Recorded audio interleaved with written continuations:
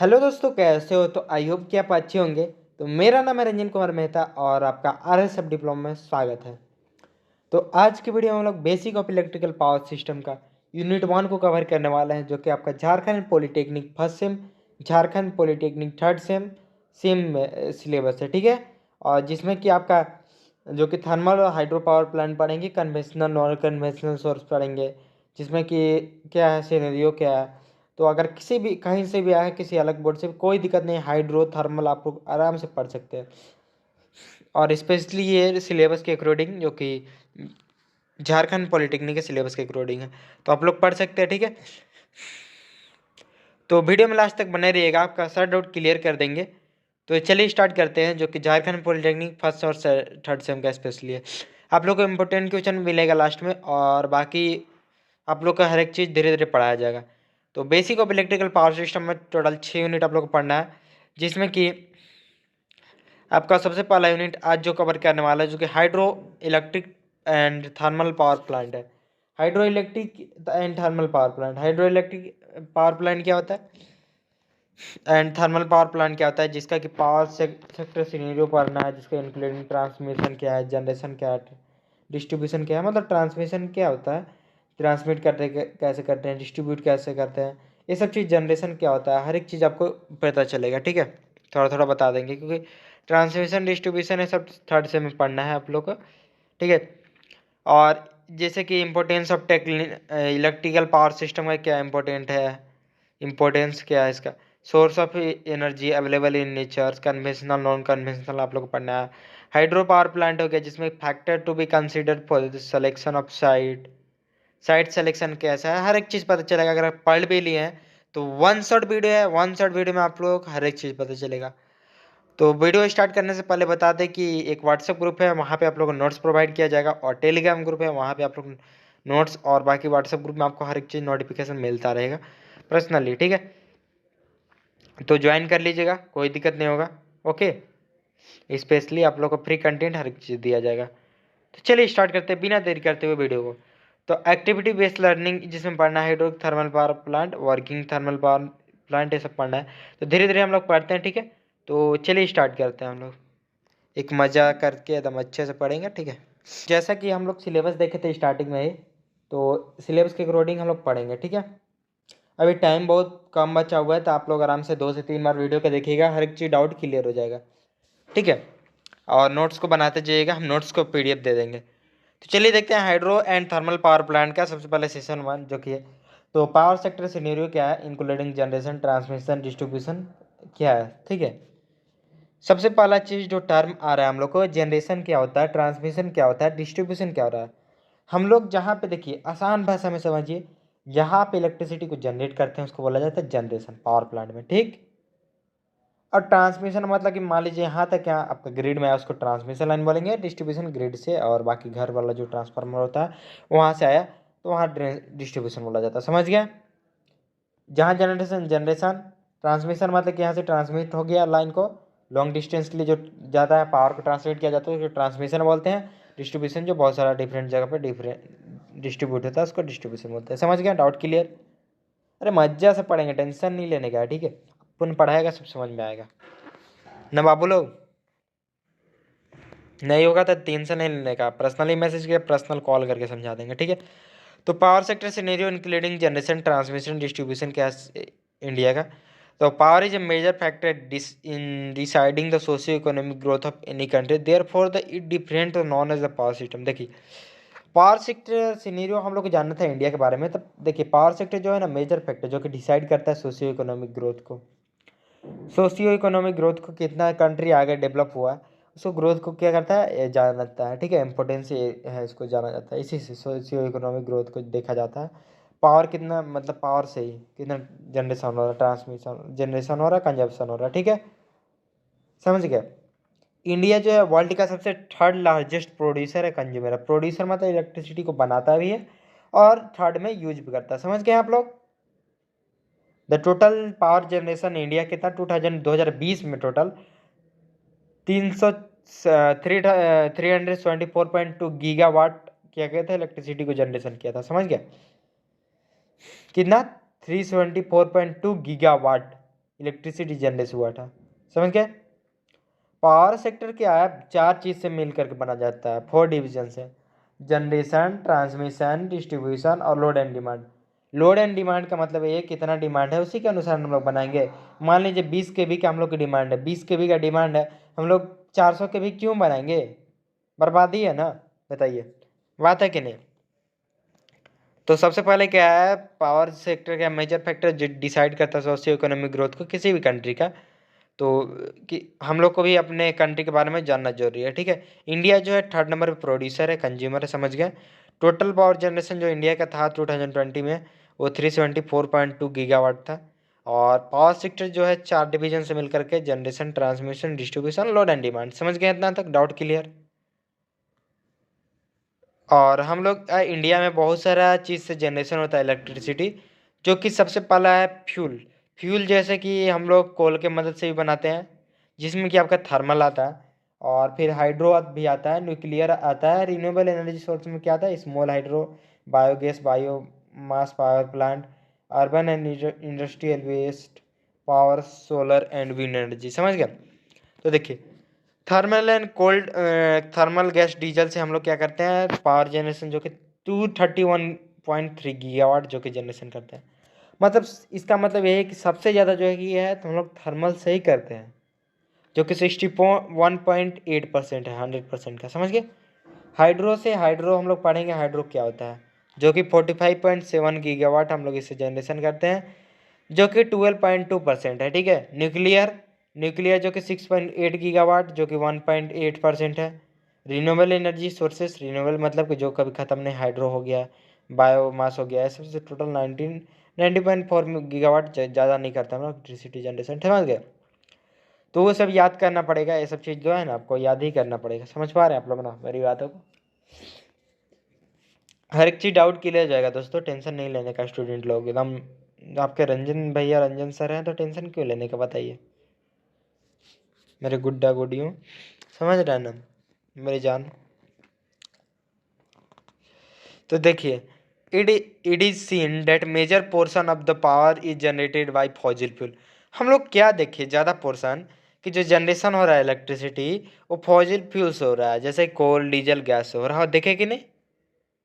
Government का making effort क्या है, या मतलब एफर्ट क्या लगा रहा है कि इंक्रीज पावर जनरेशन का रिन्यूएबल एनर्जी से ज़्यादा करने के लिए एफर्ट लगाया, ठीक है। It is plan to generate 44.7% of the total electricity use in the renewable. मतलब गवर्नमेंट सबसे पहला इसमें इस पॉइंट में क्या था कि इंक्रीज हो रहा है रिन्यूएबल रिसोर्स को। और गवर्नमेंट का ये प्लान है 44.7% 2029 से 30 तक इसको इलेक्ट्रिसिटी को जनरेट करने का। समझ गया? रिन्यूएबल एनर्जी सोर्स से मतलब नॉन रिन्यूएबल से कम करना सोच रहा है। The per capita electricity consumption in India is 1181 kilowatt hour. जो इलेक्ट्रिसिटी जो कंजप्ट करता है ना, जितना यूज करता है इंडिया जो है 1181 किलो वाट आवर उसने किया था, low compare to most other country. दूसरे कंट्री से मतलब कम है थोड़ा, ठीक है। India is a surplus power to generation capacity but lack of infrastructure and disposal. मतलब इंडिया के पास बहुत सारे इलेक्ट्रिसिटी जनरेशन का है, लेकिन डिस्ट्रीब्यूशन है सबका इंफ्रास्ट्रक्चर ठीक नहीं है, ठीक है, इसलिए नहीं इतना होता है। मानिए मेरे पास क्या चीज़ नहीं है, भारत के अंदर क्या चीज़ नहीं, पानी है, धूप है, कुछ भी ऐसा कमी है बताइए? पोलर रीजन में ज़्यादा तो नहीं है, नीचे ज़्यादा तो नहीं है ना, बात है कि नहीं, बताइए? समझ पा रहे हैं मेरी बातों को? तो पावर सिनेरियो क्या है कर्नाटका का, कर्नाटका का जो है, कर्नाटका जनरेट्स 29.3 गीगावाट पावर जो कि क्या करता है, जनरेट करता है। इसका मतलब एग्जांपल में आप लोग देख लीजिएगा, ठीक है। बाकी ये सब बनाया हुआ है, किसी का एग्जांपल दे सकते हैं। तो सबसे पहला चीज़ है hydro and thermal power plant, जो कि हम लोग पढ़ना है। हम लोग तो आई होप कि आप लोग समझ गए होंगे यहाँ तक। तो सबसे पहला जो कि था, आप लोग का सिलेबस फिर से देखते हैं क्या क्या चीज़ है, ठीक है, क्योंकि सिलेबस से बाहर नहीं जाना है एग्जाम टाइम। तो हम लोग क्या किए, पावर सेक्टर सिनेरियो पढ़ लिए, जनरेशन, ट्रांसमिशन, डिस्ट्रीब्यूशन इंडिया का। इम्पोर्टेंस हम लोग पढ़ना है इलेक्ट्रिकल पावर जनरेशन का, क्या ज़रूरत है। तो इम्पोर्टेंस हम लोग को यही देखना है, देखिए, importance of electrical power system. The electrical power generation is important for following reason. बहुत सारा रीजन से हम लोग को जरूरी है, ठीक है। कन्वीनियंट फॉर्म, कन्वीनियंट फॉर्म के मतलब क्या, फॉर्म्स के मतलब कि electrical energy very convenient form of energy is easily converted into form of energy like heat light. क्या है ना, एनर्जी जो है इलेक्ट्रिकल एनर्जी किसका फॉर्म है, इलेक्ट्रिक हीट का, लाइट का, मैकेनिकल एनर्जी, केमिकल एनर्जी से बनता है। इजी टू कंट्रोल, इसको क्या करते हैं, इजी से कंट्रोल कर लेते हैं, इसीलिए जरूरत ठीक रहता है। Electrically operated machine have to simple and convenient starting control and operation. क्या कन्वीनियंट मतलब आसानी है स्टार्टिंग में, इसलिए हम लोग यूज करते हैं, ठीक है। ग्रेटर फ्लेक्सिबिलिटी, ग्रेटर फ्लेक्सिबिलिटी मतलब क्या है, electrical energy offer greater flexibility मतलब अच्छा एकदम देता है आसानी से। It can be easily transported from the one place to another. जितना भी इलेक्ट्रिकल इक्विपमेंट रहता है वन प्लेस से अनदर प्लेस तक आसानी से ट्रांसपोर्ट कर सकते हैं। चीपनेस है, चीपनेस मतलब इलेक्ट्रिकल मच चीपर देन, मतलब सस्ता रहता है, ज़्यादा भी महंगा नहीं रहता है। समझ गए, आई होप कि यहाँ तक समझ गए। क्लीननेस मतलब कि ज़्यादा वैसा नहीं एसोसिएट स्मोक ये सब ज़्यादा थोड़ी रहता है इसमें, नॉन पॉल्यूटिंग भी रहता है। हाई ट्रांसमिशन इफिशियंसी है इसका। ट्रांसमिशन इफिशियंसी मतलब कि ट्रांसमिशन में ज़्यादा भी वैसा नहीं, इफिशियंसी मतलब जानते हैं output power divide by input, मतलब कितना हम आपको काम करने के लिए दिए। आपको मान लीजिए बोले हैं 2 क्वेश्चन याद करने के लिए, 2 क्वेश्चन आप 1 क्वेश्चन याद कीजिए, मतलब 50% हो गया आपका एफिशिएंसी। समझ गया, आई होप कि इतना तक समझ गया। एबिलिटी ऑफ नेचर मतलब वेरियस सोर्स से हम लोग क्या करते हैं, नेचर से इसको बना सकते हैं। जैसे वाटर पावर, लिक्विड से भी, न्यूक्लियर, विंड, ये सब है, ये सब लिखना पड़ेगा, ठीक है, याद कर लीजिएगा। हम लोग का नेक्स्ट जो पढ़ना है conventional and non conventional source.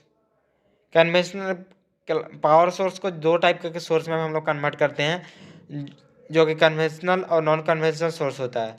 Conventional source को बोलते हैं जो कि commonly use source energy there include water और हाइड्रो पावर हो गया, सॉलिड फ्यूल हो गया, लिक्विड फ्यूल हो गया, गैसेस फ्यूल हो गया, न्यूक्लियर पावर हो गया। और जिसमें कि आपका नॉन कन्वेंशनल में, non conventional sources is not is commonly use in source of energy, जिसमें कि आपका सोलर पावर हो गया, विंड पावर हो गया, जियोथर्मल पावर, टाइडल पावर, ये सब हो गया, ठीक है। एमएचडी ये सब होता है, थोड़ा थोड़ा याद कर लीजिएगा, ठीक है। बेस्ड एबिलिटी ऑफ सोर्सेस हम लोग पढ़ना है, जिसमें कि कौन कौन सा आता है, रिन्यूएबल एनर्जी सोर्सेस और नॉन रिन्यूएबल। रिन्यूएबल बनते हैं जिसको रिन्यू कर सकते हैं, वाटर, सोलर का भी खत्म होने वाला है यूनिवर्स जब तक है, बात है कि नहीं, कभी नहीं खत्म होने वाला है। नॉन रिन्यूएबल में मतलब सोर्स में क्या हो गया, जो कि खत्म हो जाएगा, जैसे सॉलिड वेस्ट, गैस हो गया, जियोथर्मल हो गया, कोयला, ऐसा सब बनने वाला हो गया। समझ गए, आई होप कि इतना तक समझे। लास्ट में एक बार और रिवीजन करेंगे, कुछ कुछ टॉपिक है जो कि इंटरेस्टिंग नहीं है तो उसमें कुछ भी नहीं किया जा सकता, इसलिए आप लोग को इंटरेस्टिंग करने का कोशिश करें। तो हाइड्रो इलेक्ट्रिक पावर प्लांट को देखते हैं सबसे पहले, ठीक है। तो स्टूडेंट्स हम लोग नेक्स्ट टॉपिक स्टार्ट करते हैं, जो कि हाइड्रो पावर प्लांट होता है, जो कि आज की वीडियो में हम लोग दो टॉपिक पढ़ेंगे। जैसा कि हम लोग सबसे पहले पढ़ लिए पावर सेक्टर सिनेरियो ये सब, और हम लोग क्या पढ़े, कन्वेंशनल और नॉन कन्वेंशनल सोर्स को हम लोग कंप्लीट कर चुके हैं। तो देन हम लोग देखते हैं जो कि हाइड्रो पावर प्लांट और क्या होता है हाइड्रो पावर प्लांट, ठीक है। तो हाइड्रो पावर प्लांट को देखते हैं, उसके बाद थर्मल पावर प्लांट को हम लोग देखेंगे, नेक्स्ट टॉपिक और पढ़ेंगे। तो सबसे पहले हम लोग देखते हैं हाइड्रो पावर प्लांट क्या होता है। तो हाइड्रो पावर प्लांट जहाँ पे जो भी generating station uses the potential energy of water at a high level for generation of electrical energy is known as hydro power plant.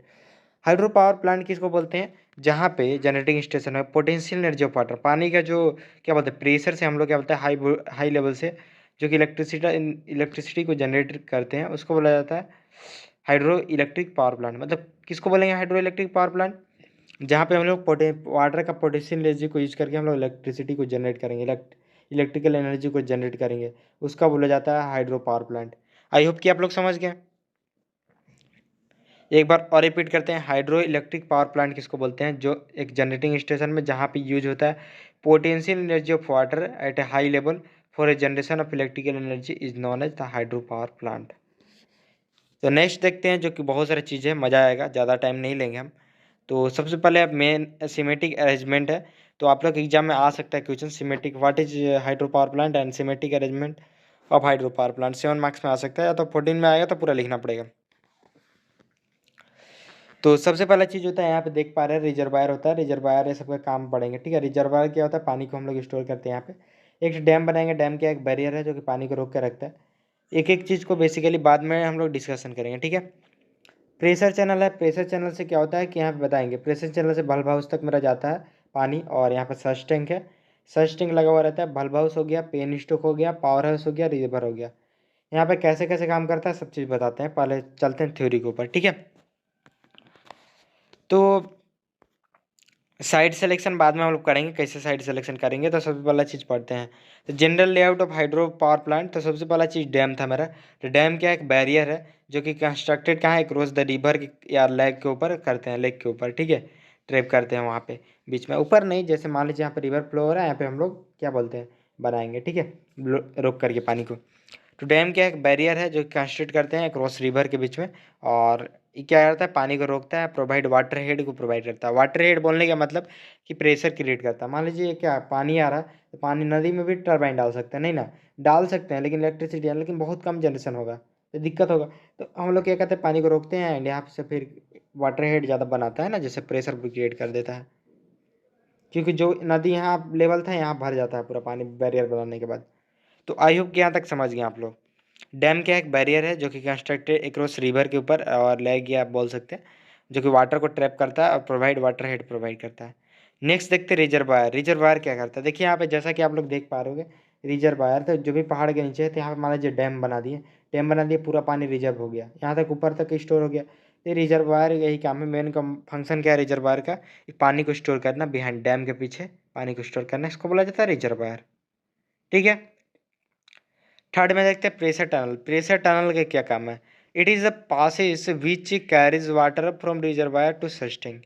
ये इस टाइप का नहीं रहता है प्रेशर चैनल, जैसा कि देख पा रहे हैं, नहीं, दूसरे टाइप के। तो प्रेशर चैनल की क्या काम है, यहाँ पे देखिए, प्रेशर चैनल काम है कि वाटर को क्या करता है, यहाँ से रिजर्वायर से हमारा बल्ब हाउस तक ले जाता है प्रेशर चैनल, ठीक है, इसी के थ्रू जाता है। क्या carries water from reservoir, water को कैरी करता है रिजर्वायर से सर्च टैंक ले जाने के लिए, ठीक है। आई होप कि यहाँ तक समझ के हम बताएंगे क्यों कैसे क्या होता है, ठीक है। कंपोनेंट्स के बारे में सबसे पहले डैम जाने, डैम क्या एक बैरियर है रिजर्वायर के, यहाँ पानी को स्टोर करते हैं। प्रेशर टनल जो कि पानी को कैरी करता है रिजर्वायर से सर्च टैंक में, ठीक है। सर्च टैंक क्या होता है, सर्च टैंक एक स्मॉल रिजर्वायर टैंक है। क्या है, स्मॉल रिजर्वायर टैंक, मतलब जिस टाइप के हम लोग वहाँ पे पानी को स्टोर किए उस टाइप की यहाँ पे एक इस टाइप का एक रिजर्वायर टैंक रहता है, जो ऊपर ऊपर से पूरा खुला रहता है, ठीक है, पेन स्टॉक में लगा हुआ रहता है। वाटर लेवल को surge tank rises fall in due to the sudden changes of pressure. देखिए बहुत सारा बचाता है, कब बचाता है, देखिए बाई चांस मान लीजिए कि सडन हो गया, ऑफ करना पड़ा, तो प्रेशर बहुत ज़्यादा क्रिएट हो जाएगा पाइप के अंदर प्रेशर क्रिएट, कोलेब हो सकता है, कोलेब मतलब कि फट सकता है। तो उसके चलते हम लोग को प्रेशर कम करने के लिए यहाँ पे रहेगा, तो इसमें पानी चल जाएगा, तो इसमें प्रेशर कम है ना बचेगा पाइप में बनने का, बात है कि नहीं, बताइए आप लोग। तो वही चीज़ है, प्रिवेंट करता है वाटर हैमर से। और फिर दूसरा का यही इफेक्ट है कि मान लीजिए, इफेक्ट नहीं, अच्छा ही है कि पानी मान लीजिए हम लोग को ज़्यादा क्या बोलते हैं इलेक्ट्रिसिटी की ज़रूरत पड़ेगा, तो ज़्यादा अगर प्रेशर से हम लोग देंगे पानी को, तो वहाँ पे हमारा ज़्यादा टर्बाइन स्पीड घूमेगा, तो इलेक्ट्रिसिटी अच्छा जनरेट होगा। समझ गए यहाँ तक सर्च टाइम तक। नेक्स्ट देखते हैं पेन स्टॉक। पेन स्टॉक क्या है कि एक पेन स्टॉक पाइप है, स्टील का या कंक्रीट का बना हुआ रहता है। बताएंगे कंक्रीट और स्टील में क्या डिफरेंस है। Which carry water from the reservoir to turbine तक क्या करता है, पानी को ले जाता है, ठीक है। क्या है, पेनिस्टो क्या है, कंक्रीट और स्टील का पाइप है, जो विच कैरी को पानी को कैरी करके वहाँ रिजर्वायर तक ले जाता है, रिजर्वायर से कैरी करके टरबाइन तक ले जाता है, ठीक है, पावर हाउस। तो आई होप कि यहाँ तक समझ गया। नेक्स्ट देखते हैं एंकर ब्लॉक। एंकर ब्लॉक का क्या काम है, penstock can prevent the movement of penstock. Penstock का प्रिवेंट बचाता है, मतलब मान लीजिए यहाँ तक पाइप लगा हुआ है, तो पाइप यहाँ पे टरबाइन लगा हुआ है, तो ये हल्का फुल्का मूवमेंट अगर किया, तो एंकर ब्लॉक यहाँ पे मान लीजिए सीकर टाइप का, यहाँ पे मूवमेंट को आराम से प्रिवेंट करता है, अच्छा करता है, ठीक है।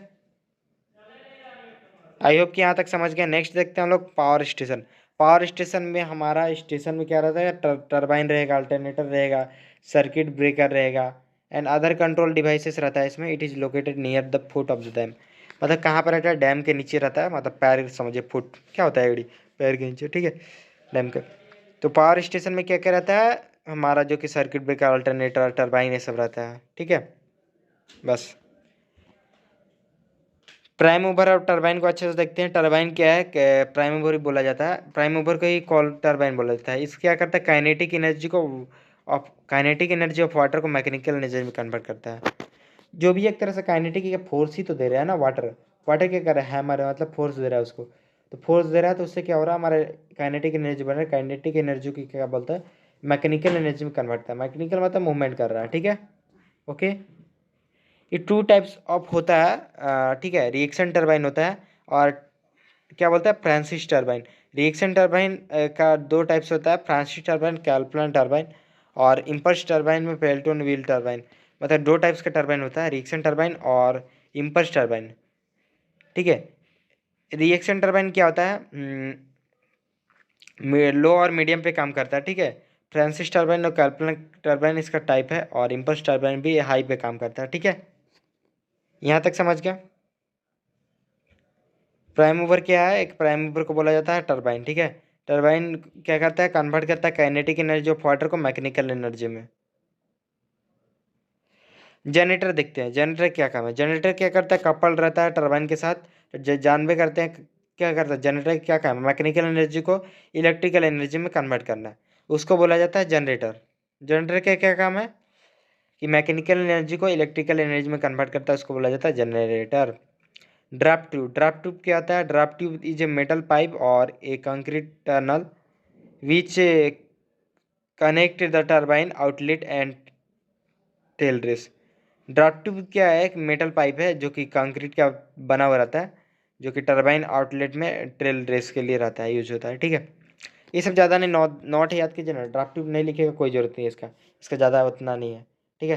ट्रेल रेस भी छोड़िए इसको, ये दोनों को ज़्यादा ज़रूरत नहीं है, ये दोनों को भूल जाइए, बाकी सब याद कर लीजिए, ठीक है।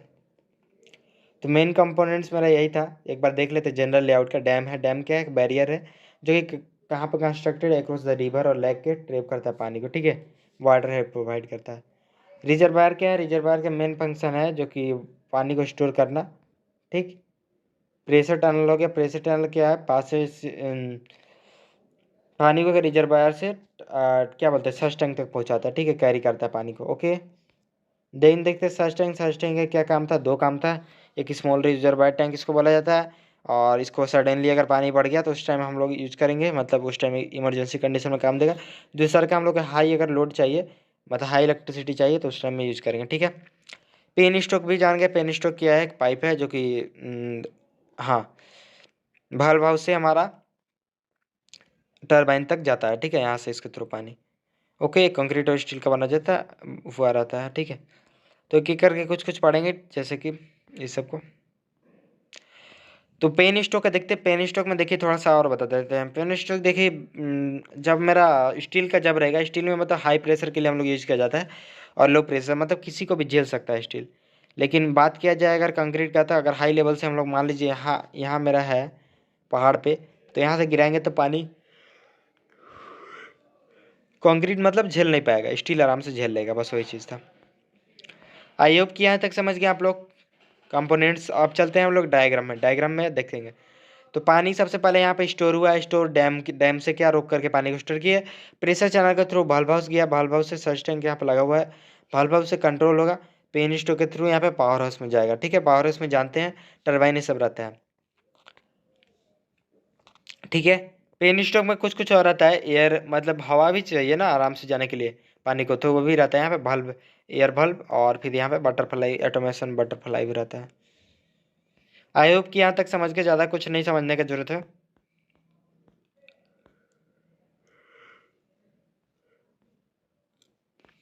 ठीक है। चलते हैं, देखते हैं हम नेक्स्ट। आप लोग के सिलेबस में कुछ कुछ और पढ़ना है। इन्वायरमेंटल इम्पैक्ट क्या है इसका, हाइड्रो पावर प्लांट का। तो classification of hydro power plant को देखते हैं, कैसे हम लोग क्लासीफाई करेंगे, मतलब कितने टाइप का होता है। तो low head hydro electric power plant होता है, medium head hydro electric power plant होता है, high head electro hydro electric power plant होता है, ठीक है। तो लो मीडियम हेड को देखते हैं, लो हेड कैसे होता है। लो हेड मतलब वाटर हेड का 50 मीटर पे काम करता है, इसको लो हेड बोला जाता है, ठीक है, 50 मीटर, ज़्यादा हाइट पे नहीं, okay. The penstock use for OP large diameter of short length के लिए हम लोग लार्ज डायमीटर का यूज करते हैं, ठीक है। डायमीटर मतलब समझ पा रहे हैं, इसका पेन स्टॉक मतलब इसका ज़्यादा रहता है, इसका डायमीटर ये पाइप का, और उसमें कम रहेगा थोड़ा, ठीक। और इसमें क्या कहता है, लो हेड कल्पलन, इसमें हम लोग कल्पलन टर्बाइन को यूज किया जाता है लो हेड के लिए, ठीक है। समझ गया। देखिए इस टाइप का 50 मीटर यहाँ से रहेगा, समझ गया। यहाँ रिजर्वायर है, लो हेड के लिए यूज किया जाता है बस। Medium head hydro electric power plant, medium head hydro electric power plant मतलब क्या होता है, द वाटर हेड, देखिए the water head up to 300 metre का वाटर हेड रहेगा ना प्रेशर, उसको बोला जाता है medium head plant. In such plant horizontal shaft Francis turbine are used, इसमें क्या होता है, हॉरिजॉन्टल शाफ्ट और फ्रांसिस टर्बाइन यूज किया जाता है इसमें, ठीक है। हॉरिजॉन्टल शाफ्ट मतलब समझ रहे हैं, हॉरिजॉन्टली जो है ना शाफ्ट को, शाफ्ट मतलब किसका, टर्बाइन का, मतलब इस टाइप का रहेगा लेटा हुआ, समझ रहे हैं, इस टाइप का, उस टाइप का नहीं रहेगा, ऐसे ऐसे परपेंडिकुलर ही नहीं रहेगा, हॉरिजॉन्टली रहेगा। तो आई होप कि समझ गया, उसी टाइप का सेम चीज़ है, बट बस इतना करेगा। हाई हेड में समझ आइए, हाई हेड में क्या होगा, high head hydro electric power plant में water head along 300 metre use होगा, high head hydro electric power plant, ठीक है। 300 मीटर में क्या यूज होगा, ये यूज होगा, ठीक है। और मतलब 300 मीटर जहाँ पे प्रेशर बन रहा है उसको बोला जाता है high head hydro electric power plant. और इसका pressure tunnel is constructed between reservoir and penstock रहता है, प्रेशर टनल को बनाया हुआ रहता है। और ये सर्च टैंक सर्विस, मतलब देखिए एक चीज़ और याद रखिएगा, ये दोनों में मेरा सर्च टैंक नहीं रहता है, ये दोनों में रिक्वायरमेंट नहीं पड़ता है, but as compare to this में डिमांड अगर ज़्यादा इलेक्ट्रिसिटी की ज़्यादा ज़रूरत पड़ गया तो हाई हेड हम लोग यूज करते हैं इसमें, ठीक है। समझ गया, इसमें सर्च टैंक भी यूज कर सकते हैं। The penstock and steel pipes are carrying, इसमें स्टील पाइप का कैरी होता है क्योंकि प्रेशर स्पीड होता है। और penstock are use small diameter of the, इसमें स्मॉल डायमीटर का यूज होगा पेन स्टॉक, क्योंकि प्रेशर हम लोग को ज़्यादा बनाना है, समझ गया, प्रेशर ज़्यादा बनाना है, इसलिए हम लोग क्या बोलते हैं, स्मॉल डायमीटर का यूज करेंगे हम लोग पेन स्टॉक, ओके। एक बार और रिवीजन कर लेंगे लास्ट में, समझ गए यहाँ तक, कोई डाउट नहीं, यानी कोई डाउट नहीं। अब हम लोग अवेबिलिटी ऑफ वाटर पे हम लोग क्लासीफाई करते हैं कितने टाइप का होता है हाइड्रो इलेक्ट्रिक पावर प्लांट, ठीक है। हाइड्रो इलेक्ट्रिक पावर प्लांट को हम लोग क्या करते हैं, क्लासीफाई करते हैं according to ability of water, मतलब पानी के अनुसार हम लोग इसको करते हैं, ठीक है। तो सबसे पहला चीज़ है run of the river plant. Run of the river plant क्या होता है, run of the river plant जो कि क्लासीफाई कर रहे हैं अकॉर्डिंग टू वाटर हेड, पानी के अनुसार से इसको देखते हैं, ठीक है। तो बहुत सारा प्लांट होता है इसमें हमारा, तो आप लोग को जो जो पढ़ना है चीज़ बता दे रहे हैं, ठीक है। तो चलिए देखिए, तो सबसे पहला चीज़ है run of the river plant. यहाँ पे क्या करते हैं हम लोग, रिवर को डाइवर्ट कर देते हैं और उसके थ्रू हम लोग क्या करते हैं, हाइड्रो पावर प्लांट से मतलब क्या बोलते हैं, इलेक्ट्रिसिटी को जनरेट करते हैं एबिलिटी ऑफ वाटर में एज कम्पेयर टू, मतलब डाउन स्ट्रीम से ही करते हैं, लोअर लेवल से, ठीक है। And next the storage plant, storage plant से क्या करते हैं, पानी को स्टोर करते हैं डैम बना करके, एंड वहाँ से हम लोग इलेक्ट्रिसिटी को जनरेट करते हैं, ठीक है। तो ये सब चीज़ हल्का हल्का पढ़ लीजिए, ज़्यादा कुछ भी नहीं है टफ, इसे पढ़ने से समझ में आ जाएगा, जो चीज़ है वो समझा दे रहे हैं, ओके। नेक्स्ट जो कि है आपका, और टाइडल पावर प्लांट में क्या होता है, टाइडल प्लांट में हम लोग क्या करते हैं, जो कि ओशियन का जो भी रहता है उसका क्या बोलते हैं उसको, ओशियन में जो भी टाइड्स रहता है, जो कि वेव मतलब बनता है वाटर का, उसी से बनता है, ठीक है। उसी से हमारा इलेक्ट्रिसिटी जनरेट कर सकते हैं। और बाकी इधर क्लासिफिकेशन को हम लोग देखते हैं आगे। क्लासिफिकेशन ऑफ प्लांट के कैपेसिटी के अनुसार हम लोग देखते हैं, प्लांट के कैपेसिटी के अनुसार हम लोग हाइड्रो पावर प्लांट को क्लासीफाई करते हैं, ठीक है। तो सबसे पहला चीज़ है कि माइक्रो हाइडल प्लांट्स बेसिकली होता क्या है, ये micro hydel plants has the capacity less than the 5 megawatt, मतलब सबसे छोटा जरा मेगावाट, मतलब 5 इलेक्ट्रिसिटी को जनरेट करेगा, उसको माइक्रो हाइडल प्लांट बोला जाता है। जो कि आपका एक मेगावाट बराबर होता है 5 × 10⁶, मतलब 1 मेगावाट बराबर, मतलब पूरा उसको मल्टीप्लाई कीजिए तो आ जाएगा, ठीक है।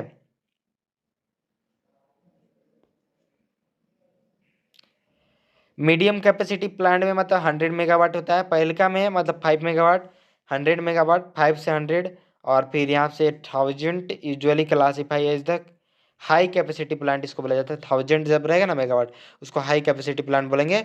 सुपर हाइड्रो प्लांट कब होता है? जब अकॉर्डिंग टू 1000 मेगावाट जो इलेक्ट्रिसिटी जनरेट करता है, उसको बोला जाता है सुपर हाइड्रो प्लांट। अब लोड कैरेक्टरिस्टिक के ऊपर हम लोग क्लासीफाई कर रहे हैं हाइड्रो प्लांट को, हाइड्रो पावर प्लांट को हम लोग क्या कर रहे हैं? लोड कैरेक्टरिस्टिक के ऊपर एक्सप्लेन कर रहे हैं, ठीक है। तो बेस पीक प्लांट होता है। Base peak plant, it is in this plant system they need to supply constant power when connected to grid.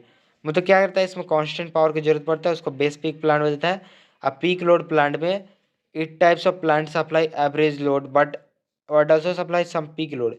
मतलब ये कम ज़्यादा पे, बेस लोड में क्या होता है ना कि फिक्स रहेगा उसका, ठीक है। बेस लोड में कम ज़्यादा अगर जरूरत पड़ा तो उसके दे देगा, ठीक है। आई होप कि इतना तक समझ गए आप लोग पूरा एक एक चीज़ को।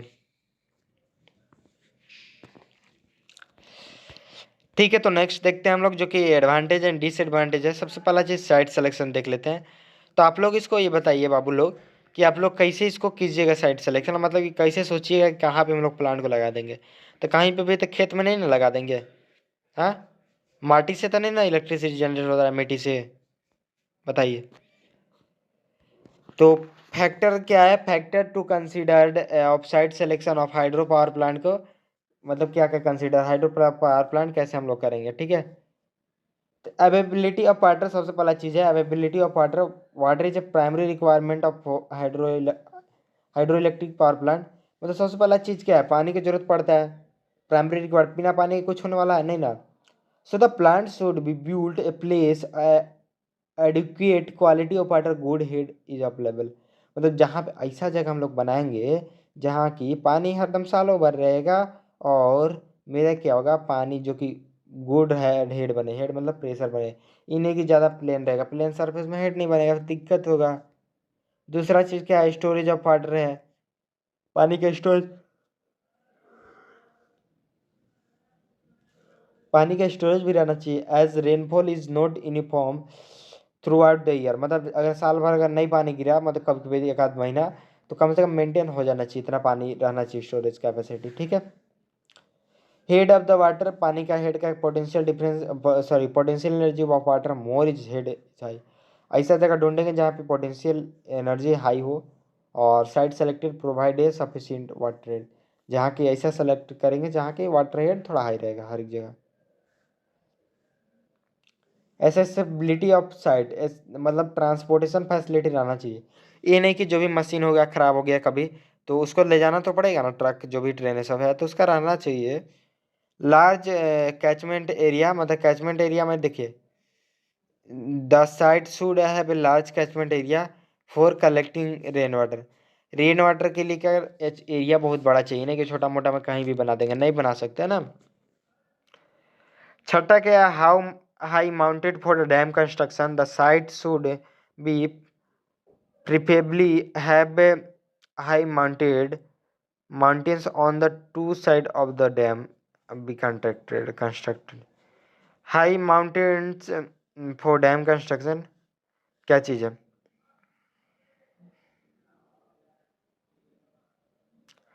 ऐसा जगह डैम करेंगे जहाँ पे मेरा एकदम माउंटेड रहेगा, थोड़ा ऊंचा पे रहेगा, ठीक है, तो अच्छा रहेगा, बेस्ट रहेगा, बस और कुछ नहीं। कॉस्ट ऑफ लैंड, लैंड जो कि चीप सस्ता मिलना चाहिए, कोई जिसका भी ज़मीन होगा भाई, नहीं तो फिर बिका जाएंगे कि ज़मीनें खरीदेंगे, ठीक है। तो ज़मीन खरीदने में बिकाना नहीं है, आप लोग का ध्यान रखना है।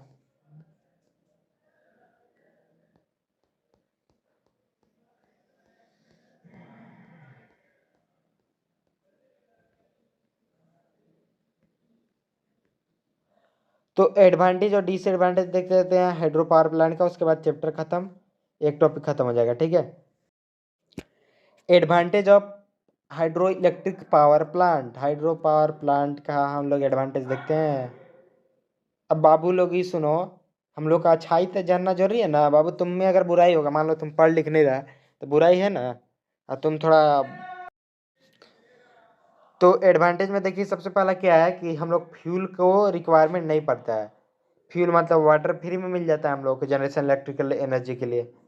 दूसरा चीज़ क्या है? नीट एंड क्लीन है, पूरा नीट एंड क्लीन, ज़्यादा स्मोक सब थोड़ी प्रोड्यूस करता है, पॉल्यूशन नहीं प्रोवाइड प्रोड्यूस करता है। It require low running cost, इसका क्या है, रनिंग कॉस्ट कम है, water freely availability in nature, sorry available in nature, मतलब क्या है, पानी जो फ्री में है अवेलेबल। और क्या है, मेंटेनेंस बहुत कम पड़ता है क्योंकि सिंपल कंस्ट्रक्शन है, ज़्यादा खींचपेच नहीं है, थर्मल पावर प्लांट का है। लेकिन इसको थोड़ा क्या किया ना, पीपीटी को बनाया डायरेक्टली ऑटोमेटिक बन गया, इसलिए फिगर को डायरेक्टली ले लिया, तो वहाँ पे हम चेंजेस नहीं कर पाए, ठीक है। तो सबको इसको ध्यान मत दीजिए, जो चीज़ हम बोल रहे हैं 2 से 3 बार वीडियो का देखिएगा, हम 100% बोल रहे हैं, आपका याद हो जाएगा दिमाग में, आप एग्जाम में आराम से टॉप करके आ जाइएगा, ठीक है। तो टेंशन नहीं लेने का, रंजन भैया, रंजन सर आपके साथ तो कभी भी का दिक्कत नहीं होने देंगे, एग्जाम से पहले 5 और 6 यूनिट कंप्लीट करा देंगे, ठीक है। इंपॉर्टेंट क्वेश्चन भी दे देंगे, कोई टेंशन नहीं है। सिंपल कंस्ट्रक्शन रहता है तो इसका मेंटेनेंस कम पड़ता है, it does not require long starting time, मतलब स्टार्टिंग टाइम ज़्यादा नहीं पड़ता है थर्मल पावर प्लांट की तरह, ठीक है। और क्या है, it is robust and high long life, मतलब लॉन्ग लाइफ इसका बहुत होता है, मतलब ऐसे ख़राब नहीं होता जल्दी। It does not need highly skilled person पूरा प्रेशर, मतलब ज़्यादा पढ़ा लिखा पर्सन नहीं चाहिए, पीएचडी किया हुआ पर्सन नहीं चाहिए, टेंशन नहीं लेने का, आराम से हो जाता है इसका, मतलब आराम से कोई भी यूज कर सकता है, ठीक है। आई होप कि एडवांटेज को समझ गए। एडवांटेज सबसे पहला चीज़ क्या था, हम लोग को पानी फ्यूल को जरूरत नहीं पड़ रहा है, फ्यूल पानी ही है, ठीक है, हम लोग को पानी फ्यूल की तरह काम कर रहा है। एक यहाँ नीट एंड क्लीन है, स्मोक ये सब नहीं निकल रहा है, और लो रनिंग कॉस्ट होता है बिकॉज फ्रीली अवेलेबल नेचर में है। सिंपल कंस्ट्रक्शन है, रिक्वायर लेस मेंटेनेंस, और it does not require long starting time इसका ज़्यादा नहीं रहता। डिसएडवांटेज देखते हैं, डिसएडवांटेज क्या है, it requires high capital cost due to the construction of dam. इसका सबसे पहला डिसएडवांटेज है ना कि इसका कैपिटल कॉस्ट बहुत ज़्यादा रहता है, क्योंकि क्या रहता है, कैपिटल कॉस्ट इसलिए कंस्ट्रक्शन डैम को जब कंस्ट्रक्ट कर रहे हैं तो कंस्ट्रक्शन में बहुत ज़्यादा लग रहा है कि नहीं बात। It require large area, area बहुत लेता है, पता है आपको क्या लग रहा है, डैम बनाने में नहीं, एरिया 18 किलोमीटर 20 किलोमीटर है, बहुत दूर में बनता है। The duration of required for construction is very low, sorry long, हाँ, कंस्ट्रक्शन मतलब वेरी लॉन्ग होता है इसका, क्योंकि डैम बनाने में बहुत टाइम लगता है, मतलब 10 साल लग जाता है, समझ रहे हैं एक डैम बनाने में कितना ज़्यादा। Skilled and experienced personal and requirement build for plant, और एक्सपीरियंस ये सब चाहिए पर्सन, क्योंकि एक बार तो बनाना, इन्वेस्ट कर रहे पैसा, तो एक बार लगा दिए पैसा मतलब बर्बाद हो जाएगा ना, टूट जाएगा डैम तो एक अच्छा पर्सन, जाली माल नहीं चाहिए, जाली माल समझ रहे हैं ना आप लोग, जाली माल हैं, अच्छा बच्चा बनिए, बाप धन लोग, समझ रहे हैं ना। हाँ, जाली माल नहीं बनना है, जाली काम नहीं करना है, अच्छा इंजीनियर बनना है। तो स्किल पर्सन को जरूरत पड़ेगा। Power generation depend upon the weather condition, weather condition के ऊपर भी डिपेंड कर रहा है, क्योंकि पानी ज़्यादा नहीं गिरा तो दिक्कत हो जाएगा। Transmission cost is losses very high because hydro power plant located, देखिए अब ट्रांसमिशन कॉस्ट ज़्यादा हाई है, क्योंकि अब बोलिए क्यों भैया, तो क्योंकि देखिए ट्रांसमिशन कॉस्ट इसलिए कि बहुत उधर क्या रहता है, हिल एरिया में लगा हुआ रहता प्लांट, इसलिए due to the construction of dam and reservoir a large portion of the area,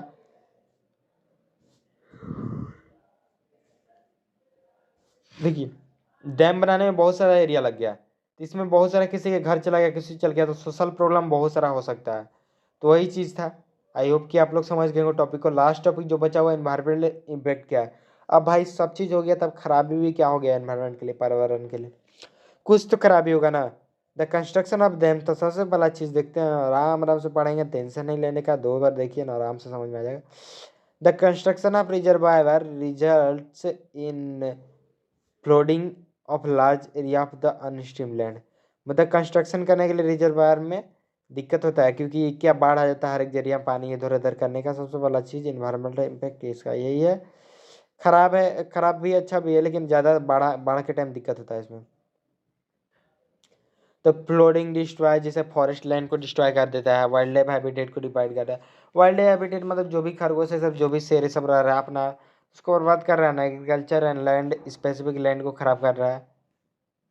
dam stop the flow of nutrients and down stream will be harm, जिसे क्या कर रहा है, हम लोग की ज़मीन जो है वो न्यूट्रिएंट्स कम हो जा रहा है, क्योंकि देखिए इसमें हार्मफुल प्लांट है, एनिमल्स है, एनिमल्स लाइफ डाउन स्ट्रीम में, जितना भी करेंगे तब दिन भर किसी को पकड़ के रखेंगे आप लोग ही, पगला नहीं जाएगा। द कंस्ट्रक्शन ऑफ डैम में भी obstructs fix migration affected their population, अब मछली पालन को अफेक्ट करता है, क्योंकि वहाँ डैम में तो ज़्यादा दिक्कत होता है ना। मछली पालन भी कर सकते हैं, लेकिन डैम उतना बड़ा तो उतना 18 किलोमीटर में कैसे मछली पालन करेगा भाई। Changes in water quality due to the lack of disposed oxygen near the bottom of the reservoir can be toxic to fish and other aquatic life. Water quality को चेंज कर सकते हैं, जैसे चेंज हो जाता है, डिस्पोज हो जाता है ऑक्सीजन लेवल को। क्योंकि ऑक्सीजन लेवल क्यों कम होता है, तो यहाँ पे जानते हैं आप लोग, पानी एक जगह जमा रहने से ऊपर में एक लेयर बन जाता है ग्रीन कलर का, तो उसके चलते होता है। The reservoir will be higher and normal amount of sediments and nutrients. ये क्या कहता है, रिजर्वायर के चलते नॉर्मल क्या सेडिमेंट्स और ये सब बहुत कम हो जाता है, nutrients. An excess of algae, algae सब बन जाता है, अभी तो बताया तो aquatic waste this negative impact of growth और अदर प्लांट एनिमल को रिवर के अंदर जो भी है उसको दिक्कत होता है। The flooding of the area due to the construction of dam result in an organic anaerobic decomposition vegetation. इसमें क्या वेजिटेशन क्या क्या है, फ्लोडिंग बाढ़ के टाइम दिक्कत करता है, कंस्ट्रक्शन दिक्कत होता है कि नहीं बनाने में, और the release green house gases like carbon dioxide बनाने में आखिर जो मशीन चला उसके चलते हो रहा है। तो आई होप कि हम लोग क्लास कर दिए, 2-3 मिनट का ब्रेक देते हैं, उसके बाद हम लोग पढ़ते हैं थर्मल पावर प्लांट। ठीक है, ओके देन चलते हैं नेक्स्ट।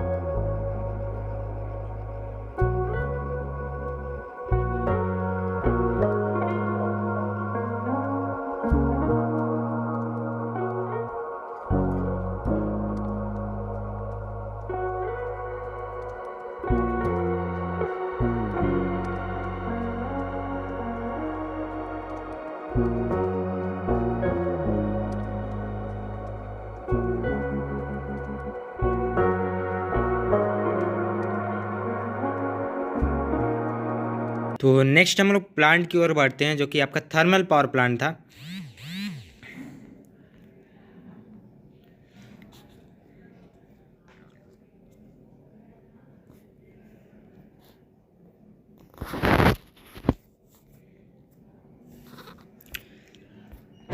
तो चलते हैं हम लोग थर्मल पावर प्लांट की ओर। जैसा कि हम लोग सब चीज़ कवर कर लिए थे, तो थर्मल पावर प्लांट क्या होता है, जो भी जनरेटिंग स्टेशन में जहाँ की convert electrical energy of coal combustion को हम लोग इलेक्ट्रिकल एनर्जी में कन्वर्ट करते हैं by the help of coal combustion to generate electricity is called thermal power plant, या तो स्टीम पावर प्लांट भी इसका बोला जाता है। ठीक है, समझ गया। Energy of coal on combustion, combustion जलाने मतलब कोल को जलाने के बाद जो एनर्जी प्रोड्यूस होता है उससे हम लोग इलेक्ट्रिकल एनर्जी को बनाते हैं, उसी को बोला जाता है स्टीम पावर प्लांट या तो थर्मल पावर प्लांट। ठीक है, नेक्स्ट देखते हैं हम लोग थर्मल पावर प्लांट कैसे होता है, कैसे वर्क करता है। ठीक है, तो यहाँ पे हम शॉर्ट में बता दे रहे हैं कि कैसे कैसे काम करता है। तो सबसे पहले होता है कोल स्टोरेज। कोल स्टोरेज में मतलब यहाँ पे कोल आया और यहाँ पे हम लोग स्टोर करेंगे, जो भी फैसिलिटी ट्रक ये सब ट्रेन ये सब से ला करके यहाँ पर रखेंगे। ठीक है, एक कहानी की तरह हम समझा रहे हैं। कोल हैंडलिंग प्लांट हो गया, जो कि कहाँ पे, यहाँ पे क्या करेंगे हम लोग, कोल को तोड़ेंगे छोटे छोटे पल्वराइज फॉर्म में, मतलब बहुत ज़्यादा, जैसे इतना बड़ा है हम छोटे छोटे पीसेस में हम लोग करेंगे इसको। ठीक है, क्योंकि पीस में करना पड़ेगा, कोई अच्छे से जलाना, फिर बॉयलर में आएगा, बॉयलर में यहाँ पे जल जाएगा। ठीक है, कोल जल गया तो उसका राख बचेगा ना, बताइए, राख को तो निकालना पड़ेगा। तो राख को एसेंडिंग प्लांट में लाएंगे, एसेंडिंग प्लांट से एसिड स्टोरेज में करके हम लोग उधर भेज देंगे फिर जो भी यूज के लिए। ठीक है, बस एसेंडिंग प्लांट में क्या होगा, और टोटा मतलब छोटा छोटा करके और इसको ऐसे स्टोरेज में भेज देंगे उधर। ठीक है, अब यहाँ तक समझ गए। बॉयलर आ गया, बॉयलर से मेरा क्या होगा, यहाँ पे पानी आता है, बस इतना था समझिए। पानी कहाँ से आता है वो चीज़ बताएंगे। यहाँ पे पानी को हीट करते हैं और स्टीम मतलब उसमें कन्वर्ट करते हैं, जो कि भाप बनता है, उसी से बनता है। फिर भाप क्या होगा, सुपर हीटर में जाएगा। सुपर हीटर में क्यों जाएगा, क्योंकि जो भी मॉइस्चर सब रहेगा ना, तो मॉइस्चर सब क्या करेगा, टरबाइन को ख़राब कर सकता है। तो उसको करने के लिए, पूरा सुखाने के लिए ड्राई हम लोग स्टीम को भेजते हैं, ठीक है, जो कि काइनेटिक एनर्जी उसका अच्छा रहता है। और यहाँ पे बल्ब लगा हुआ रहता है, बल्ब क्या प्रेशर क्रिएट करेगा और हम लोग टरबाइन के ऊपर स्ट्राइक कराते हैं, समझिए। मेरा कोयला था, कोयला को स्टोर किए, फिर एंडिंग प्लांट में लाए, जहाँ के तोड़े, बॉयलर में क्या किए, बॉयल किए, फिर सुपर हीटर में क्या हीट किए और मेन वाल्व्स के थ्रू टरबाइन में डाले, टरबाइन डाले, टरबाइन घुमा, तो टरबाइन घूमने से अल्टरनेटर घूमने का, अल्टरनेटर घूमने से इधर आर वाई बी क्या, आर वाई रेडियो ब्लू तार का नाम है, ठीक है, वायर का। तो यहाँ तक समझ गए। सेम इधर वाला जो फंक्शन है वो जस्ट हाइड्रो पावर प्लांट, हर एक प्लांट में ऐसा ही रहेगा ये वाला फंक्शन, ठीक है, समझ गए। आप देखिए अब क्या होगा, नीचे जो अरेंजमेंट है हम एक एक टॉपिक के बाद में करेंगे, अब स्पीड में थोड़ा चल रहे हैं क्योंकि आप लोग को बस एक से आइडिया दे रहे हैं क्या क्या है, ठीक है।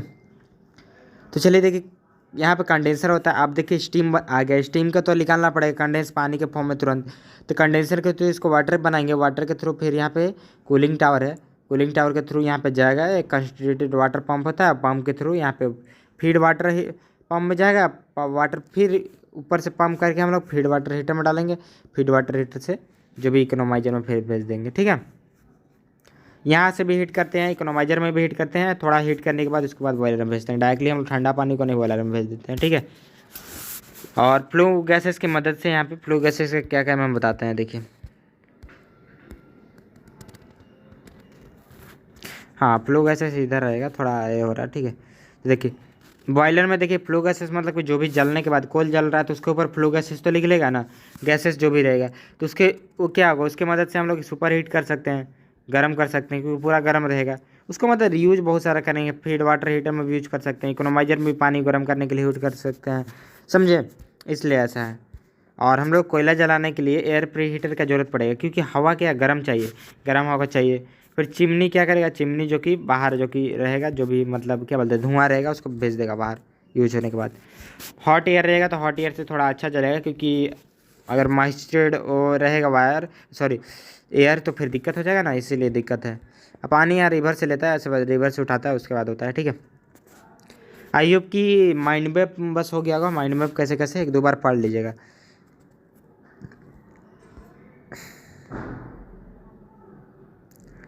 साइट सिलेक्शन देखते हैं, साइट सिलेक्शन के बाद देखेंगे, ठीक है, बाद में साइट सिलेक्शन को हम लोग देखेंगे। अभी हम लोग देखते हैं, जनरल लेआउट देख लेते हैं कैसे कैसे होता है। General layout of thermal power plant, coal and ash handling arrangement होता है सबसे पहला चीज़, जिसमें कि कोल एंड एस को हम लोग आप लोग आइडिया दे दिए। स्टीम जनरेटिंग प्लांट होता है, स्टीम टरबाइन होता है, अल्टरनेटर होता है, फीड वाटर होता है, कूलिंग अरेंजमेंट होता है। सबको एक एक करके पढ़ते हैं क्या क्या चीज़ है, ठीक है, मज़ा आएगा, अच्छे से समझ में आ जाएगा, बस और कुछ नहीं है। Cooling and ash handling plant arrangement, coal and ash handling arrangement, coal and ash handling arrangement में देखते हैं। तो the coal is transported to the power station by road और rail and store in the coal storage plant. तो coal primary coal, देखिए coal and ash handling plant में basically होता क्या है कि देखिए कोल इस ट्रांसपोर्ट क्या होता है, पावर मतलब power station role or red से, मतलब वही चीज़ सेम चीज़ लिखा हुआ है। हम लोग रोड और रेल्स के थ्रू क्या कोल को लाएंगे स्टोरेज प्लांट में। स्टोरेज प्राइमरी कोल प्लांट मतलब protection against the coal strikes failure सब के चलते, मान लीजिए कभी पानी हो गया कुछ भी हो गया तो उसके चलते एक्स्ट्रा हम लोग रखते हैं। सेकेंड पॉइंट है from the coal storage plant coal is supply to the coal handling plant में भेजते हैं। कोल हैंडिंग पल्वराइज्ड फॉर्म में करते हैं, पल्वराइज्ड फॉर्म मतलब स्मॉल पीसेस में तोड़ते हैं, स्मॉल पीसेस में तोड़ करके order to increase the surface exposure rapid combustion, combustion का बहुत ज़्यादा अच्छा हो जाता है, इसी चलते हम लोग तोड़ देते हैं तो बेस्ट हो जाता है। Without using large quality of air the polarise, समझे। और कन्वेयर बेल्ट के थ्रू हम लोग बॉयलर में भेजते हैं। कन्वेयर बेल्ट यहाँ पे होता होगा ऐसा इस टाइप का होता है, तो उसी के थ्रू इसके ऊपर भेज जाता रहता है, मोटर चलता रहता है, ठीक है। तो यही था। और coal is burn from the boiler and produce a complete combustion, मतलब जब पूरा जल जाता है उसके बाद हम लोग को रिमूव जनवे करते हैं, हम लोग को रिमूव करना ही पड़ेगा इसको, तो एसेंडिंग प्लांट में भेज देते हैं रिमूव करने के लिए और deliver to ash storage plant dispose हो जाएगा। और ये 100 मेगावाट स्टेशन क्या फिर वहाँ से एस स्टोरेज के बाद डिस्पोजल मतलब भेज देते हैं रोड बनाने के लिए, रोड ऐसा बनाने के लिए, ठीक है। थर्ड पॉइंट क्या है, ये 100 मेगावाट स्टेशन में भी बन मतलब में यहाँ पे ठीक है, में भी बन मतलब बहुत ज़्यादा कितना 20,000 टन पर मंथ मतलब 100 मेगावाट मतलब जो भी स्टेशन रहता है वो 20,000 टन कोयला जो कि जलता है इसमें। इतना ऐस, सॉरी, ऐस प्रोड्यूस होता है, ऐस, केवल ऐस। कोयला समझ लीजिए कितना जलता होगा, जबकि इतना राख जल मिल रहा है। 10 से 15 50% ऑफ कोल फायर्ड, तब बहुत ज़्यादा हो गया समझिए। ठीक है, समझ लीजिए कितना दिक्कत है इसमें। अच्छाई भी है और इतना हम लोग क्या नॉन रिन्यूएबल एनर्जी को यूज़ कर रहे हैं। तो स्टार्टिंग में ही तो आपको बोले थे ना, इंडिया जो है रिन्यूएबल एनर्जी के ऊपर ध्यान दे रहा है। आप लोग भी थोड़ा पढ़िए, अभी से ही लग जाइए पढ़ने में, दिक्कत हो जाएगा फिर, समझ रहे बात को ना भाई लोग, बहन लोग, आप लोग समझिए, स्टूडेंट लोग।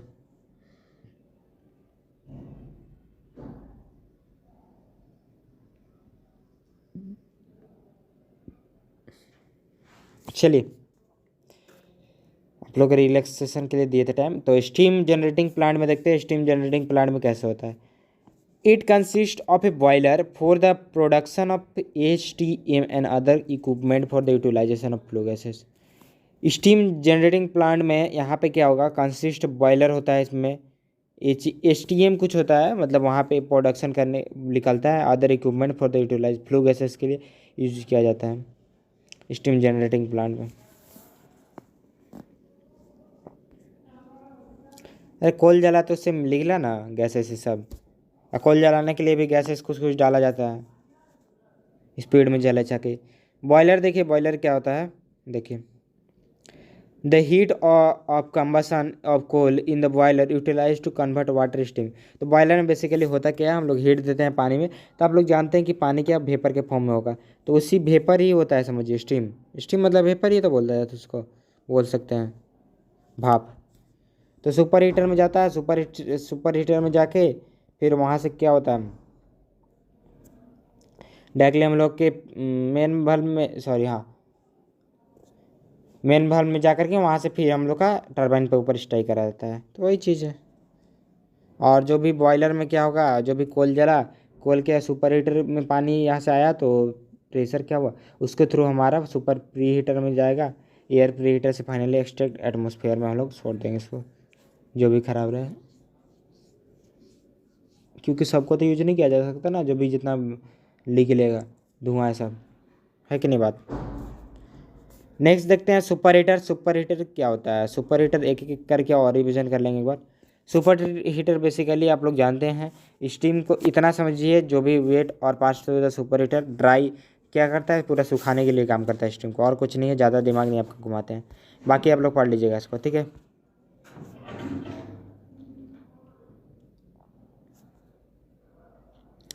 इकोनोमाइजर क्या है, इकोनोमाइजर जो फील्ड वाटर हीटर है, इसमें भी क्या होता है, पानी हीट ही होता है, और द फील्ड वाटर ये supply to the economiser, economiser supply boiler, boiler में इकोनोमाइजर से ही हमारा बॉयलर में सप्लाई होता है, ठीक है। और extract part of the heat flue gases increase the field water temperature. इसमें क्या करता है, टेम्परेचर बहुत हाई हो जाता है, इसलिए हम लोग स्टीम बनने में आसानी पड़ता है, जल्दी गर्म गर्म ऑलरेडी रहता है, तो वहाँ पे और ज़्यादा जल्दी हीट होगा और वहाँ से स्टीम आराम से बन जाएगा, ठीक है। एयर प्रीहीटर, एयर प्रीहीटर में क्या होता है, increase the temperature of the air supply for coal burning by deriving the heat from the flue gases. Air preheater में क्या होता है, इंक्रीज करता है टेम्परेचर को, और एयर सप्लाई कोल जलने के लिए यूज होता है, ठीक है। तो एयर प्रीहीटर में क्या, बस एयर को हीट करते हैं, बस इतना समझ, ज़्यादा कुछ नहीं। कोल बर्निंग के लिए हेल्प होता है, क्योंकि अगर ज़्यादा क्या बोलते हैं, एयर में अगर मॉइस्चर सब रहेगा तो जल्दी अच्छे से नहीं जलेगा, ठीक है। तो ऑक्सीजन का मतलब एयर का भी ज़रूरत पड़ता है कोल जलाने के लिए, तो कोल को ज़्यादा जल्दी जलाने के लिए एयर का ज़रूरत पड़ता है, इसलिए हम लोग एयर को हीट करके भेजते हैं उसको, ठीक है, सूखा। स्टीम टरबाइन क्या होता है, जहाँ पे स्टीम मतलब टरबाइन मैकेनिकल काइनेटिक एनर्जी को मैकेनिकल एनर्जी में कन्वर्ट करते हैं, उसको स्टीम टरबाइन बोला जाता है। अल्टरनेटर आप लोग जानते हैं, जो कि स्टीम टरबाइन से कपल रहता है और कनेक्ट मैकेनिकल एनर्जी से ऑफ टरबाइन से इलेक्ट्रिकल एनर्जी में कन्वर्ट करता है, ठीक है। स्टीम टरबाइन कुछ इसी टाइप का होता है, देख लीजिएगा नेट पर सर्च करके। Feed water system, feed water system देखिए, फीड वाटर सिस्टम एक ऐसा सिस्टम है, the feed water which condensate from the condenser way to the boiler heat, feed water heater is an economiser. मतलब feed water heater से ही हम लोग economiser में जाता है पानी नीचे से ही, ठीक है। एक सिस्टम है समझिएगा। कूलिंग अरेंजमेंट में आप लोग जान गए कौन कौन सा है, मतलब कंडेंसर है, कूलिंग टावर है, ये सब चीज़ हो गया, ठीक है। और हम लोग क्या करते हैं, जो भी पानी आया रिवर या तो लेक के सबसे लेते हैं, ठीक है, वैसे लेते हैं। आई होप कि यहाँ तक समझ गए आप लोग। एक बार और क्लियर कर लेते हैं हम लोग क्या क्या चीज़ था, ठीक है। हम लोग डायरेक्टली फिगर में जाते हैं, फालतू कैसे में करने से कोई फ़ायदा नहीं। फ़ायदा है बट आप लोग को अगर हम फिगर में ही समझा देंगे तो क्या दिक्कत है उसमें, क्या बताइए। हम सबसे पहला चीज़ मेरा कोयला आया कोल्ड स्टोरेज प्लांट में। कोल्ड स्टोरेज से मेरा कोल हैंडलिंग प्लांट में गया, जहाँ की पोलराइज फॉर्म में कोल को किए, जाके तोड़ दिए, ठीक है। बॉयलर क्या होगा, फिर बॉयलर में क्या करेंगे, बॉयल करेंगे। और नेक्स्ट देखते हैं एसिड, जो भी मतलब जलने के बाद निकलेगा उसको acid storage, S handling plant में जाएगा और एसिड स्टोरेज में फिर चला जाएगा, ठीक है।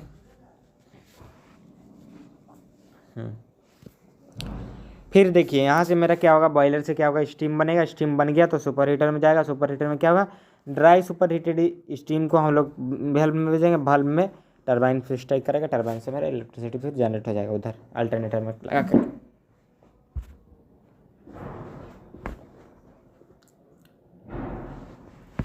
ठीक है, यहाँ तक क्लियर। फिर टरबाइन से क्या होगा, जो भी मेरा स्टीम था स्टीम को कंडेंस करेंगे, कंडेंस करके वाटर में कन्वर्ट करेंगे, कूलिंग अरेंजमेंट रहेगा। यहाँ से फीड वाटर पंप ढकेलेगा ऊपर करके, और फीड वाटर हीटर में भी यहाँ पे हीट होता है पानी, और डायरेक्टली इकोनोमाइजर में चल जाएगा, ठीक है। आई होप कि समझ गए। ये RYB क्या है, रेड, रेड येलो ब्लू का वायर के नाम से नोट करते हैं, ठीक है। बस यही था। एडवांटेज डिसएडवांटेज हम लोग देख लेते हैं, अच्छाई क्या है खराबी क्या है इसका। ज़्यादा क्वेश्चन नहीं, क्वेश्चन हम लास्ट में इंपॉर्टेंट क्वेश्चन सबका दे देंगे।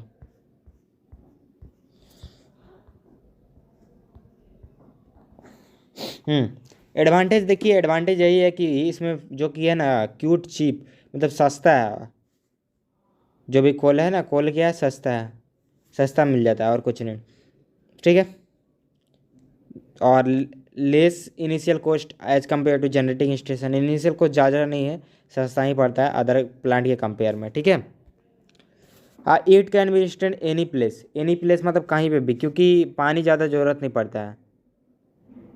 क्या है, कोल तक कहीं पे भी ट्रांसपोर्ट हो जाएगा।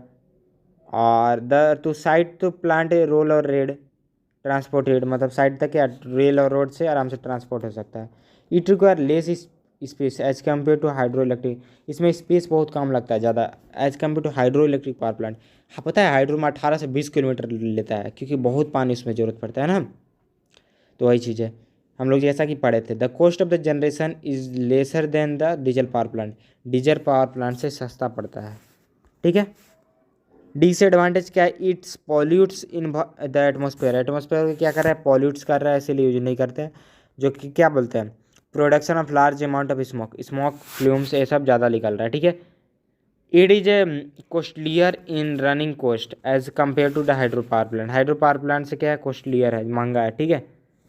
Efficiency of the plant is very less, require of the source is very large scale. देखिए, efficiency of plant is very less मतलब क्या है, सोर्स ऑफ मतलब ज़्यादा ज़्यादा रिक्वायरमेंट के लिए हम लोग ज़्यादा इससे इलेक्ट्रिसिटी नहीं बना सकते, एफिशिएंसी कम है, प्लांट का लॉसेस ज़्यादा होता है।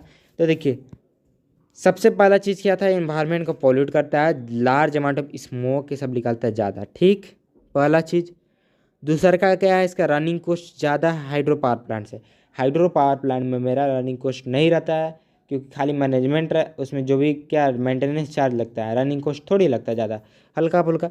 इफिशियंसी इसका क्या, प्लांट का वेरी लेस है, इफिशियंसी मतलब इनपुट जितना दिया उतना आउटपुट नहीं मिलता है, सोर्स ज़्यादा लगता है, ठीक है। Difficult for transportation of coal, coal का क्या है, ट्रांसपोर्टेशन डिफ़िकल्टी है, ज़्यादा दूर तक नहीं हम लोग ले जा सकते हैं। हाई मेंटेनेंस ऑपरेटिंग चार्ज भी है, मेंटेनेंस बहुत ज़्यादा पड़ता है, बस समझे, यही चीज़ है और कुछ नहीं। तो दोस्तों आई होप कि वीडियो पसंद आ रहा होगा, तो चैनल को सब्सक्राइब कर लीजिए, लाइक कीजिए, और व्हाट्सएप ग्रुप में जल्दी से ज्वाइन हो जाइए। The the following are the environmental impact of thermal power plant, thermal power plant का इन्वायरमेंटल इम्पैक्ट है बहुत सारा। तो इससे पहले हम लोग क्या देखेंगे, इन इम्पैक्ट से सबसे पहले देखते हैं साइट सिलेक्शन, साइट सिलेक्शन से खराबी देखेंगे फिर।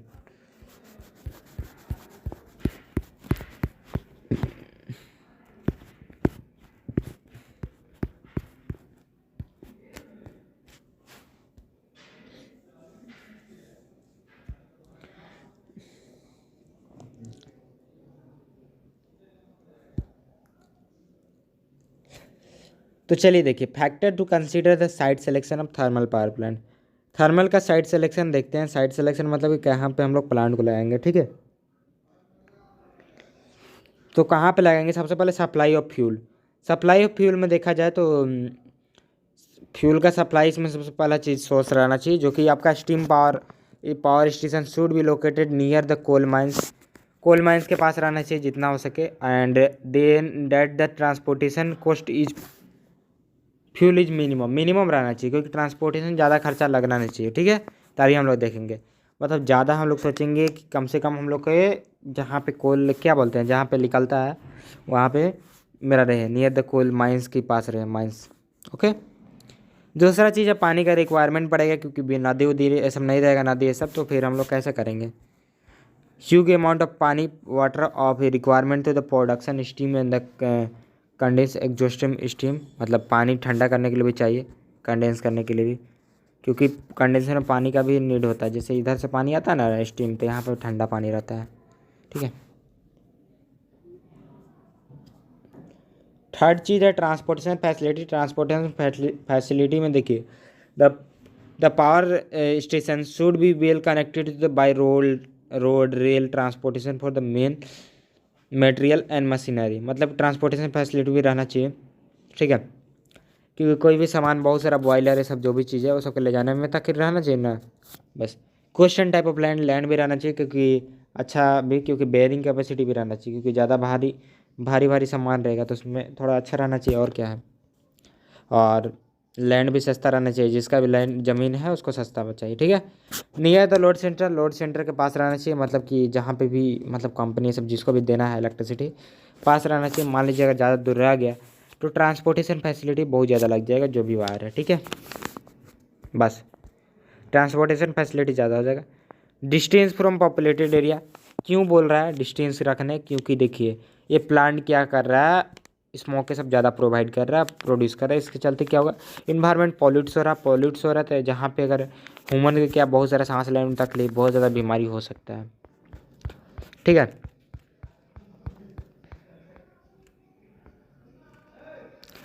अब देखिए खराबी भी है, एनवायरमेंटल इम्पैक्ट भी है, ठीक है। क्या चीज़ इम्पैक्ट है, चलिए देखते हैं।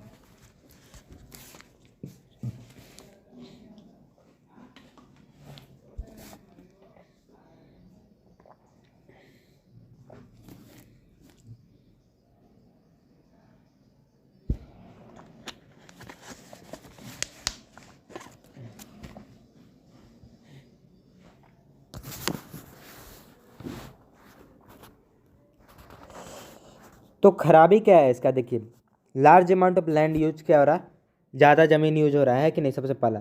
और ऐस और कोल को निकालने के लिए, जैसे निकाल रहे based on the plant, dispose करने के लिए कोल वेस्ट प्लांट जो भी है, तो ऐसे सब निकाल रहा है, ऐस को तो डिस्पोज करना पड़ेगा, निकाल कर फेंकना पड़ेगा, तो लार्ज लैंड क्या हो रहा है, ख़राब हो रहा है।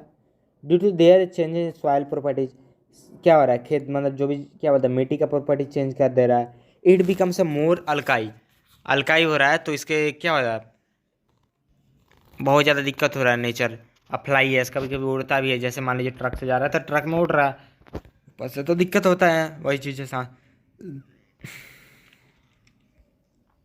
और इसमें क्या होगा, इसके चलते क्या होगा, खेत इस में डालेंगे तो जो भी अर्थवार्म से सब है समझ जाएगा। अब बोले खेत में कैसे आएगा, तो खेत में मान लीजिए बारिश हुआ, जो भी बाढ़ आया, तो उस टाइम क्या होगा, नदी के थ्रू आके नदी में मान लीजिए चला गया, खेत से क्या होगा, खेत से जाएगा। तो वही चीज़ है, देखिए पानी के थ्रू तो कहीं भी जा सकता है ना। Increase transportation activity due to the operation of power plant lead increase noise level, noise level भी बहुत ज़्यादा रहता है इसका, ठीक है। ज़्यादा transportation facility, also the employees expose the high noise level, और एम्प्लॉय को भी दिक्कत होगा, एक्सपोज करेंगे उन लोग, बात है कि नहीं। वही कुछ कुछ डिसएडवांटेज है इसका, मतलब साइड क्या बोलते हैं, इम्पैक्ट है एनवायरमेंटल का। और air quality degenerates due to the production of carbon dioxide निकलता है, तो एयर क्वालिटी क्या है, डिजनरेट हो रहा है, मतलब ख़राब हो रहा है। कार्बन डाइऑक्साइड क्या कर रहा है, ज़्यादा बढ़ रहा है, जैसे ग्रीन हाउस गैसेस हो गया, वो भी ज़्यादा बढ़ रहा है। Production of oxide, sulphur, nitrogen, SO2, ये सब बहुत ज़्यादा कम्बसन हो रहा है, इसके ज़्यादा दिक्कत हो रहा है, ये सब चीज़ है।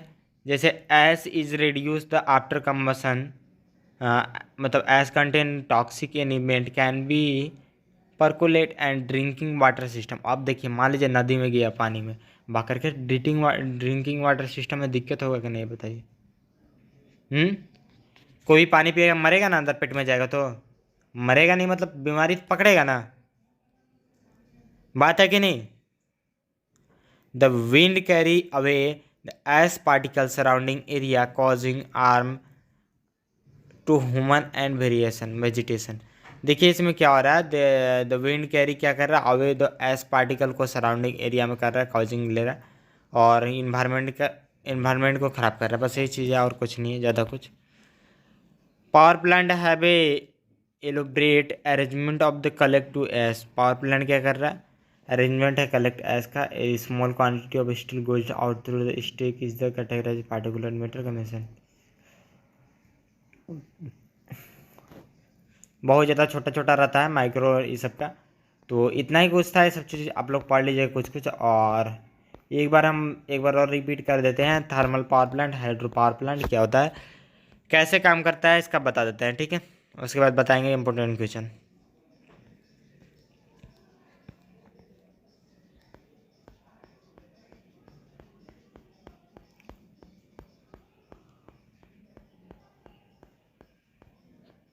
हाँ, तो सबसे पहला चीज़ है हाइड्रो पावर प्लांट को देखते हैं। हाइड्रो पावर प्लांट में रिजर्वायर था, रिजर्वायर में पानी को स्टोर कर देते हैं।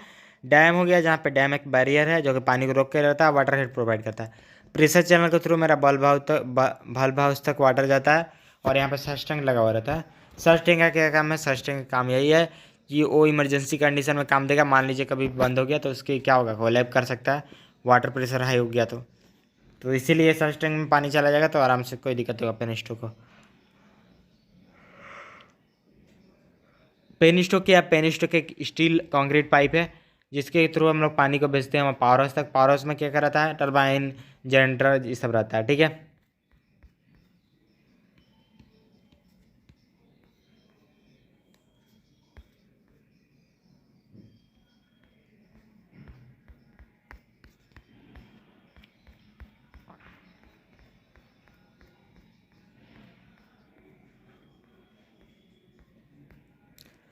तो चलिए देखिए, कोल्ड स्टोरेज प्लांट में इसमें क्या होता था, हमारा कोल्ड स्टोर करते थे, फिर यहाँ पे तोड़ते थे पल्वराइज फॉर्म में, बॉयलर से बॉयल करते थे, एंड ऐस जो भी बचा ऐस को यहाँ पे निकालते थे, ठीक है। फिर यहाँ पे बॉयलर में जो भी स्टीम बना है, स्टीम को क्या कर सुपर हीट करते हैं, उसे सुपर हीट करने के बाद वाल्व में जाता था। वाल्व में जाकर टरबाइन पे स्ट्राइक करा के टरबाइन घूमता है, मैकेनिकल एनर्जी प्रोड्यूस करता है। उसके बाद अल्टरनेटर क्या करेगा, मैकेनिकल एनर्जी को इलेक्ट्रिकल एनर्जी में कन्वर्ट करेगा, ठीक है। ऐसे आप लोग भी बोलने का प्रैक्टिस कीजिए, किसी को पढ़ा पढ़ा के पढ़िए, दिमाग में बैठा रहेगा, ठीक है। तो यही चीज़ है और कुछ नहीं था। इधर में हमारा क्या होता था, स्टीम जो भी कंडेंस होता था पानी में कन्वर्ट होता था, और इधर से फीड वाटर हीटर के थ्रू हमारा इकोनोमाइजर में भी हीट होता था, और इधर से ऑक्सीजन मतलब जो भी एयर आता था, एयर से लोग की चिमनी में जो भी ऐसे मतलब जो भी धुआं सब रहता था वो निकल जाता था, ठीक है। तो आई होप कि आप लोग समझ गए important question all to all दे रहे चैप्टर का। आप लोग को इससे बाहर कुछ भी नहीं आने वाला है जो कि इंपॉर्टेंट क्वेश्चन देने वाला है, ठीक है। तो आप लोग करके मेरे को सेंड कीजिएगा व्हाट्सअप में, ठीक है। व्हाट्सअप में ग्रुप दिया हुआ, वहाँ पे आप लोग जाइए, पर्सनल नंबर से मेरा सेंड कर दीजिए, ठीक है। आई होप कि आप लोग समझ गए होंगे। तो यहाँ तक देखते हैं और इम्पोर्टेंट क्वेश्चन आपको प्रोवाइड कर रहे हैं, ठीक है। चलिए देखिए, तो यही सब आपका इम्पोर्टेंट क्वेश्चन है जो कि आप लोग देख लीजिए और सॉल्व कर लीजिएगा, हर एक चीज़ हमको भेजिएगा, ठीक है। डिस्क्राइब पावर सेक्टर सिनेरियो क्या होता है, और describe conventional non conventional source. तो इतना ही में से आया, टोटल 12 क्वेश्चन है, तो 12 क्वेश्चन एक चैप्टर से कर लीजिएगा। बाकी हम सेकंड चैप्टर जरूर जल्दी ही लाएंगे, बहुत जल्दी, मतलब 6 यूनिट 6 के 6 जल्दी कंप्लीट करा देंगे। तो दोस्तों आई होप कि वीडियो पसंद आया होगा, तो वीडियो पसंद है तो लाइक कीजिए, और नोट्स जो कि आपको टेलीग्राम ग्रुप में मिल जाएगा। तो फिर मिलते हैं जल्दी किसी नेक्स्ट वीडियो में किसी नेक्स्ट टॉपिक के साथ। तब तक से चैनल को सब्सक्राइब कीजिए, लाइक कीजिए, दोस्तों तक शेयर कीजिए ज़्यादा से ज़्यादा, तभी हम ला पाएंगे वीडियो। तो चलिए मिलते हैं, 2 से 3 बार वॉच कीजिए, पक्का समझ आएगा। कोई भी टॉपिक में फिर डाउट होगा इसमें तो आप पर्सनली मैसेज कर सकते हैं। Okay bye, take care.